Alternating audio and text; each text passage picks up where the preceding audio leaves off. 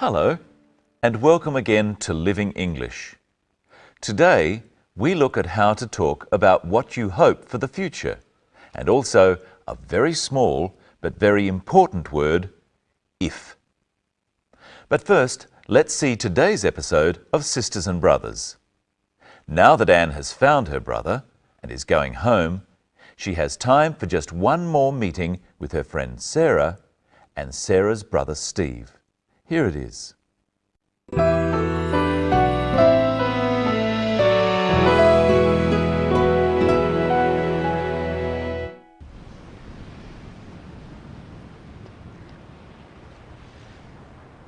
Well, you found your brother, you've ordered your wine, and tomorrow you're going home. Yes. Sarah, thank you for everything. But you'll come back, won't you? Yes, if the wine sells well, I'll be back soon. I feel as if I have a second family here. I'd love to come and see you in Singapore. Oh, yes, I'll show you around. And you must meet my parents. That'd be great. If our business goes well, I'll be able to afford it. There's no ifs about it. You're a very good agent. I'm so happy you're my buyer here. If you like, I'll come to Singapore with Sarah.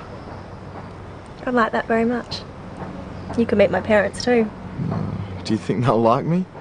Of course they'll like you. If I like you, they'll like you. I think I better leave you two alone. Ring me if you need help with packing.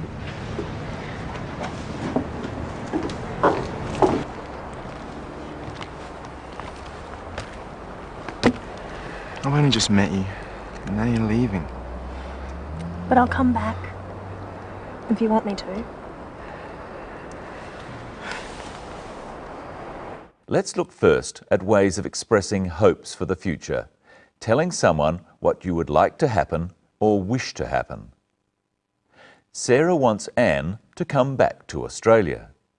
Yes. Sarah, thank you for everything. But you'll come back, won't you? Sarah says, "You'll come back, won't you?" She hopes Sarah will come back, and she is also asking Sarah whether she'll come back. Practice with the clip. But you'll come back, won't you? Now practice some more examples at home with the pattern you'll, won't you? Phone me. You'll phone me, won't you? Bring some food. You'll bring some food, won't you? Be back soon. You'll be back soon, won't you? Now try with some different pronouns. He'll be all right. He'll be all right, won't he? They'll come. They'll come, won't they? I'll win. I'll win, won't I? Now listen to how Sarah and Anne discuss what they hope for. I'd love to come and see you in Singapore. Oh, yes.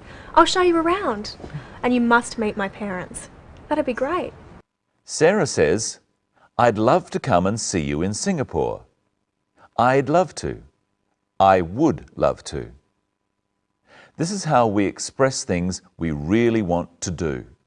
Not things we know we will do, but things we might do.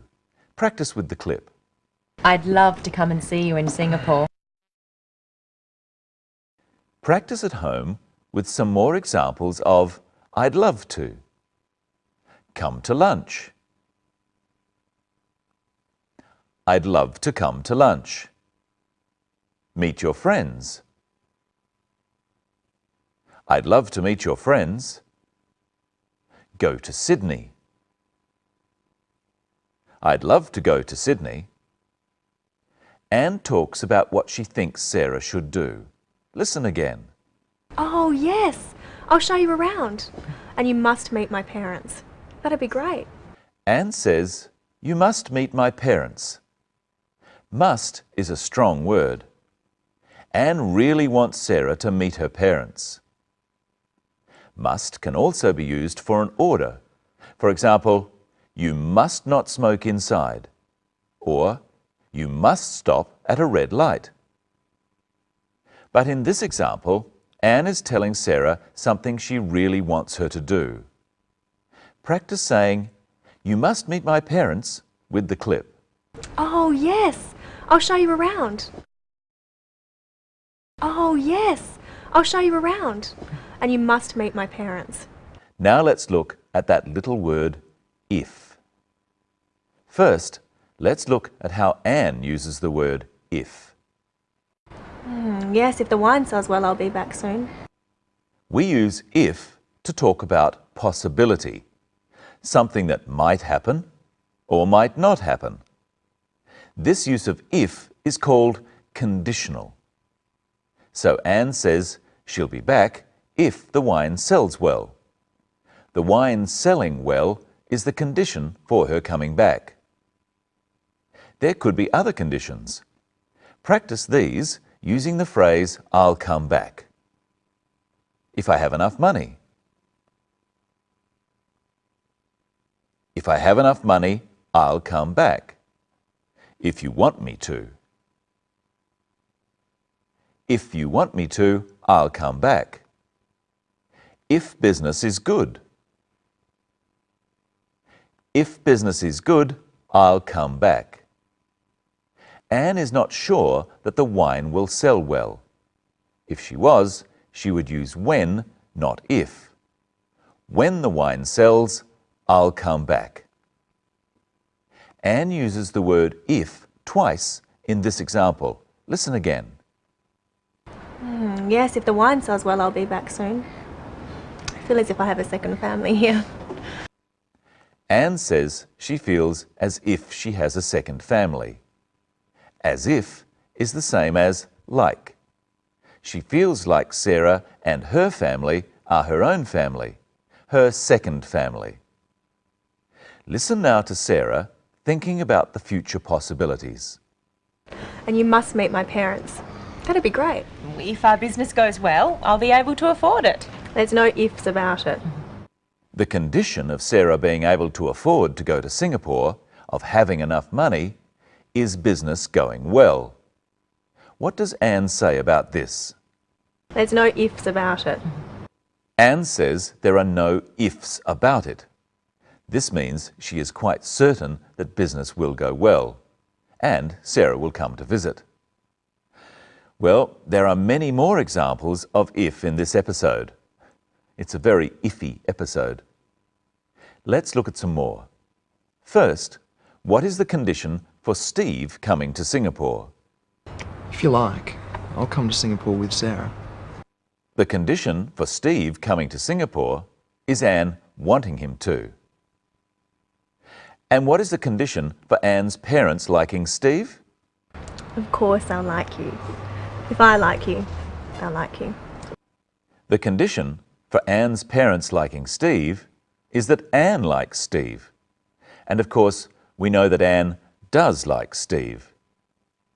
Anne is really saying here that she does like Steve, so her parents will too. She could say, "I like you, so my parents will like you too." Hello, Michelle. Hello, Brenton. Hello, everyone. What do you think will happen if Anne and Steve get together? I think I hear wedding bells. And what have you got for us today, Michelle? Some experiments. First, I've got a balloon. What will happen if I blow air into this balloon? If you blow air into the balloon, it will get bigger.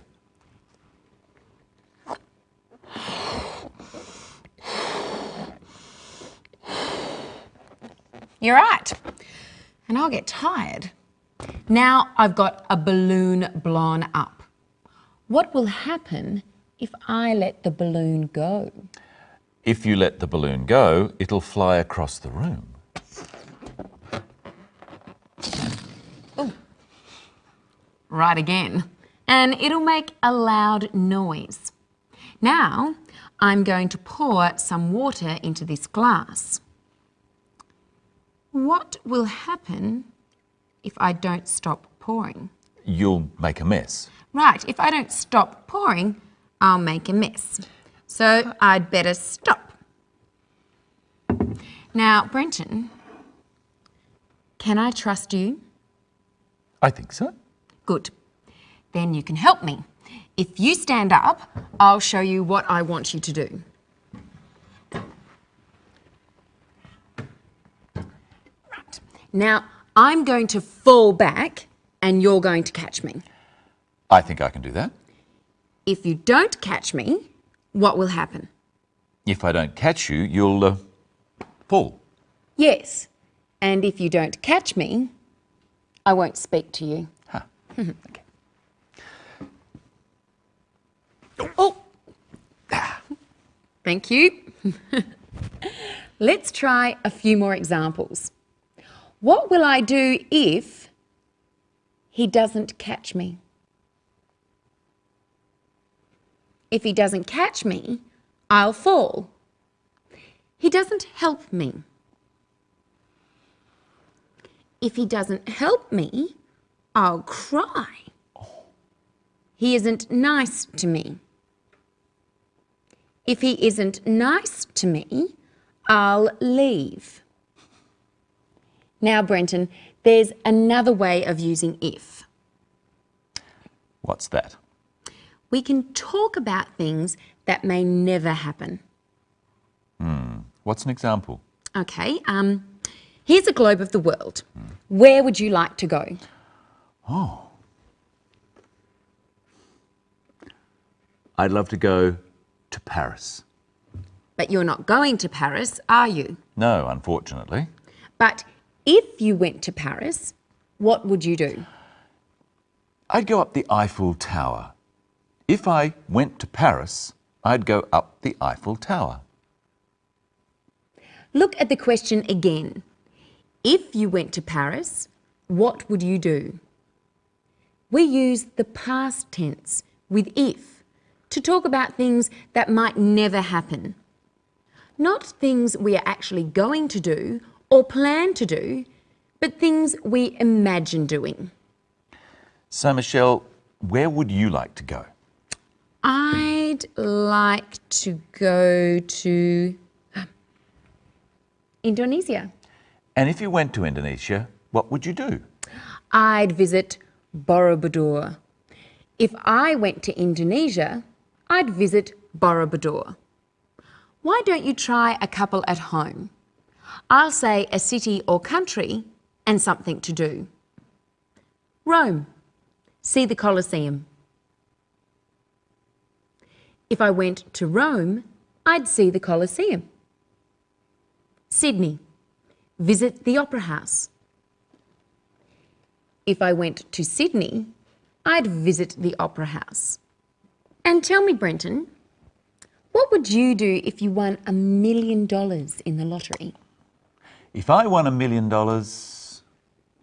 I'd give it all to you. I don't believe you. If I won $1 million, I'd travel around the world. What would you do if you won $1 million? While you're thinking about that, it's time for us to say goodbye.